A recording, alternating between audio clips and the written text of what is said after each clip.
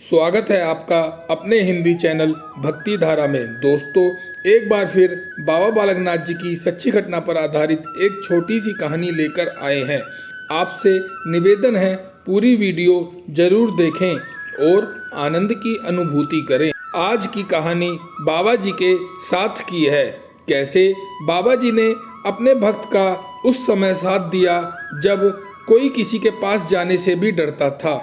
ये सच्ची घटना पे आधारित कहानी कोरोना महामारी के समय की है।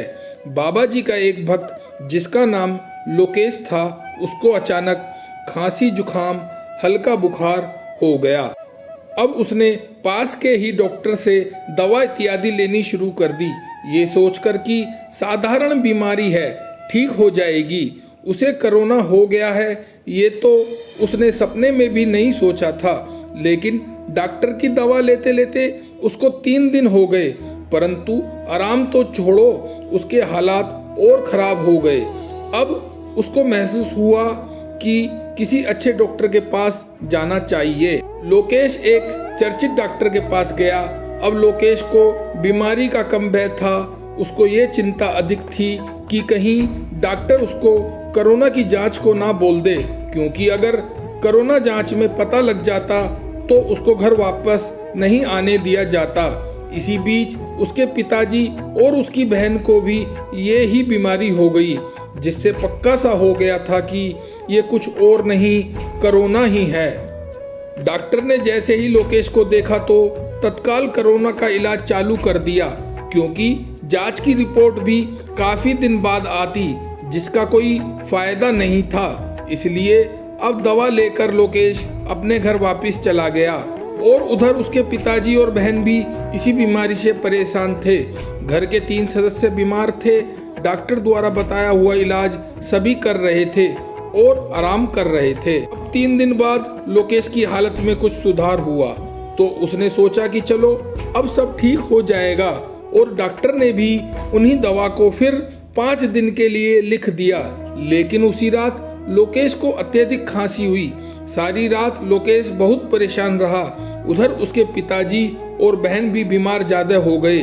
अगले दिन लोकेश तुरंत डॉक्टर के गया और अपनी बिगड़ी हुई स्थिति को डॉक्टर को बताई। डॉक्टर ने लोकेश का सीटी स्कैन किया और जैसे ही सीटी स्कैन की रिपोर्ट आई, डॉक्टर भी घबरा गया। उसने तत्काल लोकेश को रेफर कर दिया अन्य हॉस्पिटल में। अब ये सब सुनकर लोकेश बहुत घबरा गया, क्योंकि शहर में कोई भी प्राइवेट अस्पताल में बेड उपलब्ध नहीं था।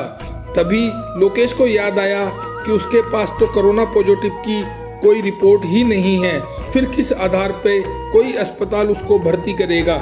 इसलिए लोकेश ने अपने घर पर फोन करा और सारी सूचना दी, क्योंकि अगर लोकेश पॉजिटिव हुआ तो प्रशासन तत्काल उसको सरकारी अस्पताल में भर्ती कर देता।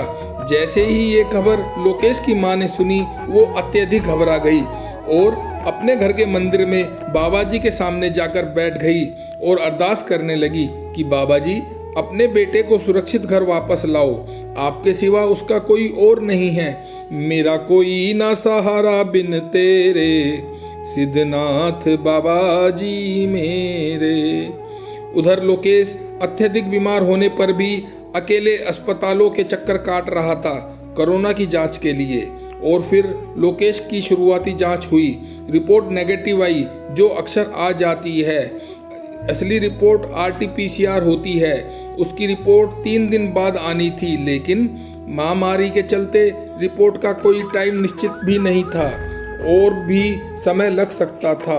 अब न तो लोकेश के पास कोई भर्ती होने के लिए हॉस्पिटल था और न ही सरकारी मदद, क्योंकि जांच रिपोर्ट अभी आना बाकी थी। लेकिन ये भी तय था कि लोकेश को कोरोना ही है, जो सिटी स्कैन से पता लग गया था, जिसके आधार पर ही डॉक्टर ने उसको रेफर करा था। उधर पिताजी और बहन को भी यही बीमारी थी। ऐसा लग रहा था कि सब खत्म हो गया है, लेकिन जब इंसान सब जगह से हार जाता है तभी उसको बाबा जी आके संभाल लेते हैं। अब लोकेश ने रो रो कर बाबा जी को याद करा कि अब आ जाओ मेरे नाथ, मैं थक गया हूँ, अब आप ही आके संभालो।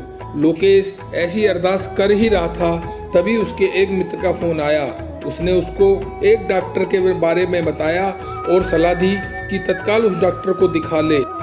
मानो वो फोन लोकेश के दोस्त ने नहीं, खुद बाबा जी ने लोकेश के दोस्त को प्रेरणा देकर कराया हो।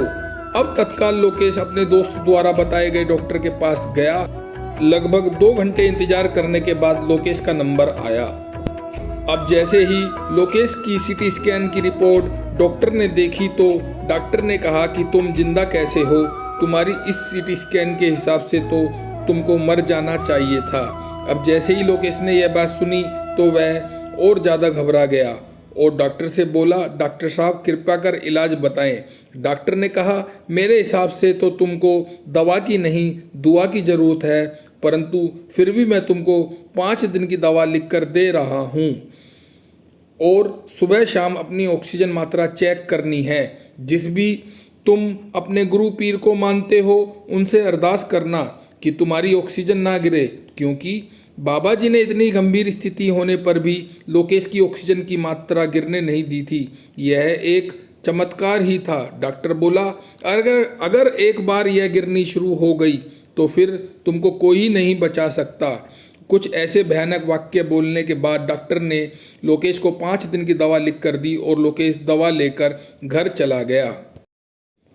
अब सुबह शाम लोकेश अपनी ऑक्सीजन चेक करता और दवा खाता और बाबा जी से फरियाद करता, लेकिन कहते हैं ना, जब कोई नहीं आता मेरा नाथ आता है, ये दुख के दिनों में मेरे बड़ा काम आता है। अब जैसे ही लोकेश ने डॉक्टर द्वारा बताई गई पहली खुराक खाई तो मानो लोकेश की दुनिया ही पलट गई हो। लोकेश को अत्यधिक चक्कर आने शुरू हो गए और ज़्यादा तबीयत खराब हो गई, परंतु शायद वे लोकेश की आखिरी परेशानी थी। अब जैसे तैसे लोकेश ने 5 दिन बिताए और उन 5 दिनों में लोकेश ठीक होता चला गया। अब लोकेश ने 5 दिन बाद फिर डॉक्टर को दिखाया तो डॉक्टर बोलता है कि तुम जिंदा हो, तुम मेरी दवाओं की वजह से नहीं, तुम्हारी दुआ और अरदास की वजह से, क्योंकि इतनी खराब स्थिति में तुमको वास्तव में किसी शक्ति ने ही बचाया है। ऐसा सुनकर लोकेश ने बाबा जी का ध्यान करा और बाबा जी को लख लख शुक्रिया बोला। जयकारा पूर्णा हरिदा, बोल सांचे दरबार की जय।